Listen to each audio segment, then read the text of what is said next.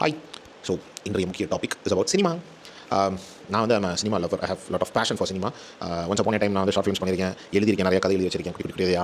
But அதுக்காக ஏதாவது முயற்சி செஞ்சேன்னா இல்லை, அதெல்லாம் நான் பண்ணல. பேசிக்கலி இவ்வளோ தான் நான் பண்ண சாதனைகளே. So fine.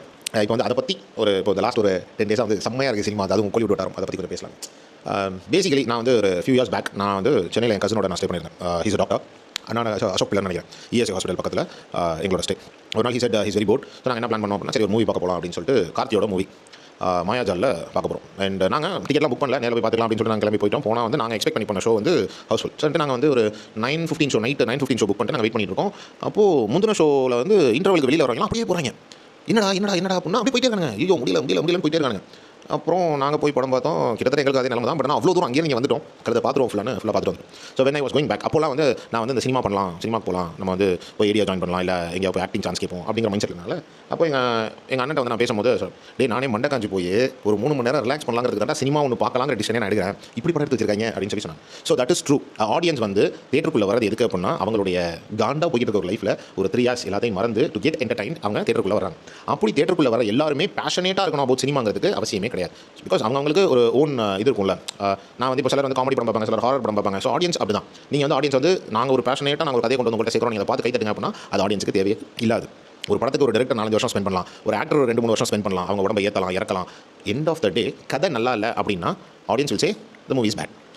நீங்கள் ஏன் வந்து கேமரா ஒர்க் எவ்வளோ சூப்பராக இருக்குது, எடிட்டிங் எவ்வளோ நச்சுன்னு இருக்குது, நீங்கள் பேக்ரவுண்ட் ஸ்கோரை பற்றி எதுவுமே பேச மாட்டேங்கிறீங்க, இதெல்லாம் நல்லா இருக்குல்ல அப்படின்னா, இது எல்லாத்துக்கும் ஒரு கதை, அந்த கதை நல்லா இருந்தால் தான் இது எல்லாமே. இது கதை நல்லா இல்லாமல் நீங்கள் வந்து ஆஸ்கார் வின்னிங் மியூசிக் டேரக்டரை கூட்டிகிட்டு வந்து ஆஸ்கார் வின்னிங்லேருந்து சவுண்ட் ட்ராக் ஆள் கூட்டிகிட்டு வந்து எடிட்டிங் எதுவுமே பிரச்சனை கிடையாது.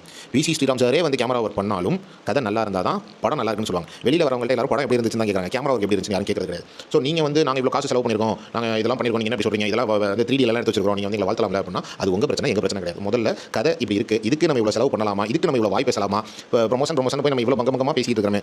அது வந்து எல்லா ஆக்டர்னாலையும் அதை வந்து புல் ஆஃப் பண்ண முடியாது, எல்லா ப்ரொடியூசர்னாலையும் அதை புல் ஆஃப் பண்ண முடியாது. சில ஆக்டரை சில ப்ரொடியூசர் மட்டும் வச்சு அந்த வடை சுடலாம். எல்லாருனாலையும் அந்த வடையை சுட முடியுமானா அது it's an art. Okay mister Gnanavel Raja, அந்த ஆர்ட் வந்து உங்களுக்கு அந்த ஆர்டிஸ்ட் முதல்ல வேணும், அப்போ தான் நீங்கள் அந்த வடை சுடலாம். Anyways fine. அதே மாதிரி இப்போ வந்து சூர்யா வந்து அவ்வளோ கடுமையாக வச்சிருக்காரு. Suriya great actor. இதுக்கு முன்னாடி வந்து பார்த்தீங்கன்னா தங்கலான், அதுக்கு வந்து விக்ரம் சார் சொன்னாங்க, நீங்கள் எடுத்தது நல்ல படமாகவே இருக்கலாம், பட் ஆனால் வந்து ஆடியன்ஸுடைய மைண்ட் செட் என்னவோ அவங்க என்ன சொல்கிறாங்களோ அதை அக்செப்ட் பண்ணி தான் ஆடியன்ஸ் பிடிக்கல தான். நீங்கள் எவ்வளோ உடம்பு வருத்துறீங்க, அது பண்ணுறீங்க, இது பண்ணுறீங்கன்னா end of the day you are getting paid in gross. சும்மா 1 கோடி 2 கோடி இல்லைப்பா, எப்படியோ 30 கோடி வாங்க மாட்டீங்க, 30-35 கோடி வாங்குவீங்க. So you are paid in gross. இதனால் வந்து பாதிக்கப்படுறது யார் அப்படின்னா, ஃபஸ்ட் ஆடியன்ஸ் போய் 200 ரூபா கொடுத்து பார்த்துட்டு அவனுக்கு சாட்டிஸ்ஃபேக்ஷன் கொடுக்கல அப்படின்னா அவனுக்கு எவ்வளோ கஷ்டமாக இருக்கும். அதுக்கப்புறம் தேட்டர் ஓனர்ஸ், டிஸ்ட்ரிபியூட்டர்ஸ், ஸோ தயவு செஞ்சு இனிமேலாம் வந்து ஒரு படம் எடுக்கும்போது whether audience will be entertain. இப்போ லப்பர் வந்து எடுத்துங்க, ஆடியன்ஸ் வந்து அவ்வளோ என்ஜாய் பண்ணாங்க அந்த தேட்டரில். ரொம்ப சின்ன பட்ஜெட், ரொம்ப நார்மலான ஒரு கதை, ஒரு சின்ன ஏரியாவில் தான் எடுத்துருக்காங்க, சென்னையில் தான் எடுத்துருக்காங்க. கிராஃபிக்ஸ் பெருசாக வந்து கிராஃபிக்ஸ் யூஸ் பண்ணல. பட் ஆனால் தட் மூவி கான் எங்கே போச்சு, 800% வந்து ப்ராஃபிட்ங்கிற மாதிரி பார்த்தேன். So that is how it is. Audience மண்டை காஞ்சி போய் லைஃப்பில் லாட் ஆஃப் டிப்ரெஷனோட, ஃப்ரஸ்ட்ரேஷனோட, எப்போ சரி போ ஒரு 3 மணி நேரம் போய் ஏசியில் உட்காந்து ஒரு நல்ல படத்தை பார்த்துட்டு வருவோம் உள்ள வரவனுக்கு அவனை என்டர்டைன் பண்ண பாருங்க. உங்களுடைய ஞான சூனியங்கள் இதெல்லாம் கொண்டாந்து அவன்கிட்ட தெரிஞ்சிங்க அப்படின்னா it is not gonna work. And இதை வந்து நீங்கள் ஜோதிகா மேடம், நீங்கள் வந்து ரொம்ப பெரிய மிஸ்டேக் பண்ணிட்டீங்க, அதை நீங்கள் பண்ணிடக்கூடாது. நீங்களே வந்து ஃபஸ்ட் 30 minutes மொக்க அப்படின்னு சொல்லிட்டீங்க. the first 15 to 20 minutes is the game changer. அதுதான் ஒரு ஆடியன்ஸை வந்து எங்கேஜ் பண்ணுற டைம்.